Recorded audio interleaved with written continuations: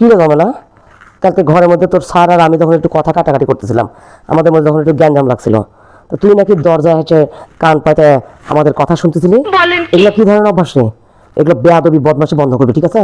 আর এই কথা স্বভাব এগুলো কোথায় শিখছিস? হ্যাঁ, আমাদের কথা শুনবি আর ওই পাশের বাড়ির ড্রাইভার দারোয়ানের সাথে যা ইয়ে করবি, গিবত করে বেড়াবি। এসব শয়তানি বন্ধ কর, বেয়াদবি কোথাকার। ইরি ম্যাডাম, আপনি আমার কি ভুল বুঝাবুঝিচ্ছেন? না কি মিথ্যা অপবাদ দিচ্ছেন? আমি আপনার কথা শুনতে পাবো কি জানি ম্যাডাম? আমি দেখে তুলে আপনার দরজার কাঠটা ভালো আছে কিনা। দরজার কাঠে যে হারে ঘুরে ধরছে, আপনার কাঠটা নষ্ট হয়ে যাচ্ছে। তাই আমি কানটাকে শুনে শুনে তো ভিতর থেকে কোনো কথা শোনা যাচ্ছে কিনা। কথা যদি শোনা গেল না, তাহলে ভাবলেন যে দরজাটা হচ্ছে নষ্ট হয়ে গেছে, কোনো কথা শোনা যায়নি। তার মানে আপনার এই দরজাটা ভালো আছে, ঘুম কিচ্ছু করতে পারেনি। খালি খালি মিথ্যা অপবাদ দিয়েন না ম্যাডাম। Oh my God.